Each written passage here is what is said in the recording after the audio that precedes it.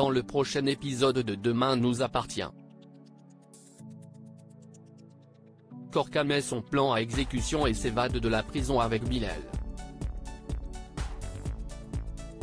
Margot, quant à elle, sort enfin de l'hôpital avec César mais ne pense qu'à une seule chose, Kylian.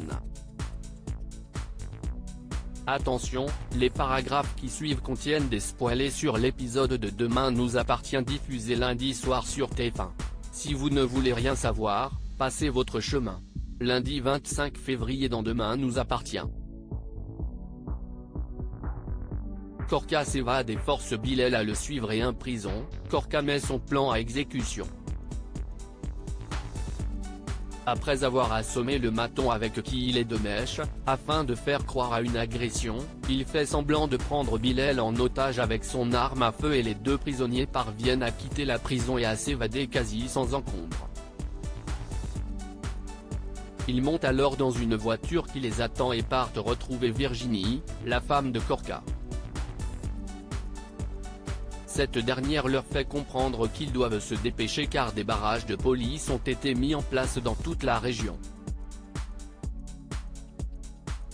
Il ne faut pas traîner.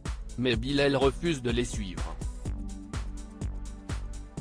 Il demande à Korka de le frapper et de le laisser sur le bord de la route.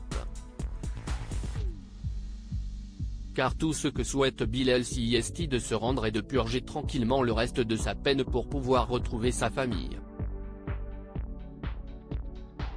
Korka ne l'entend pourtant pas de cette oreille et force Bilal à monter avec lui dans la voiture de Virginie.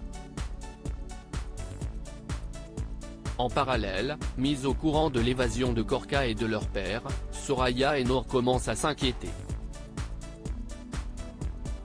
Il en va évidemment de même pour Leïla qui confie à Samuel qu'elle était au courant de la volonté de Korka de s'évader et qu'elle a peur que tout ça se termine en bain de sang.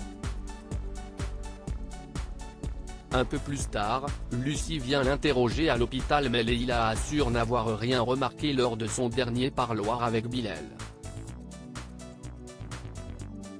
Il était simplement déprimé à cause de la prison.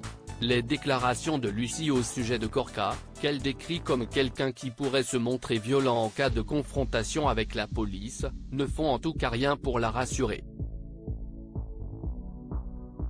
Au commissariat, Georges annonce à Martin que Virginie, l'ancienne avocate de Korka, devenue depuis son épouse, et leur fils Jules ne se sont pas présentés depuis une semaine à leur travail et au lycée.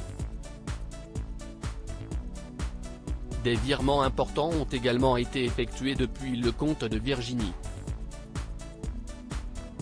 Bref, tout porte à croire qu'elle a aidé Korka et que cet argent va leur servir à débuter une nouvelle vie loin de la France. Mais au cours de la soirée, Korka, sa femme, et Bilal se retrouvent face à un barrage de flics. Ils décident alors de fuir à travers champs, mais Bilal refuse à nouveau de bouger. Korka, qui perd patience, l'oblige cependant à les suivre et Karim et ses collègues commencent à ouvrir le feu. De retour chez les Delcourt avec César, Margot ne pense qu'à Kylian Chest le jour J pour Margot. Elle peut enfin rentrer chez les Delcourt mais peine à se montrer très intéressée par César, son fils. Car en réalité, l'adolescente ne pense qu'à Kylian. Elle demande donc à Jessica, qui est venue lui tenir compagnie, de lui rendre service et de s'occuper de César à sa place durant quelques heures. Jessica, qui n'a pas vraiment le choix, accepte mais se retrouve vite dépassée par les pleurs incessants du petit. Margot, quant à elle, va voir Karim au commissariat, dans l'espoir de le convaincre d'accélérer sa demande de parloir avec Kylian. Mais Karim pense toujours que le jeune activiste, arrêté pour le meurtre de Chantal Dumas, n'est pas quelqu'un de bien et conseille à Margot de l'oublier et de passer à autre chose. La jeune maman refuse évidemment et clame qu'il ne connaît pas vraiment Kylian. Karim finit alors par céder et accepte de voir ce qu'il peut faire. Lorsque Chloé rentre du lycée en fin d'après-midi, elle trouve César en pleurs dans les bras de Jessica. Margot prétend que tout s'est bien passé, qu'il a dormi une bonne partie de l'après-midi, mais Chloé se rend compte que les filles ont oublié de changer le bébé. Elle propose à Margot de lui donner un coup de main mais l'adolescente lui répond qu'elle a quelque chose d'autre à faire.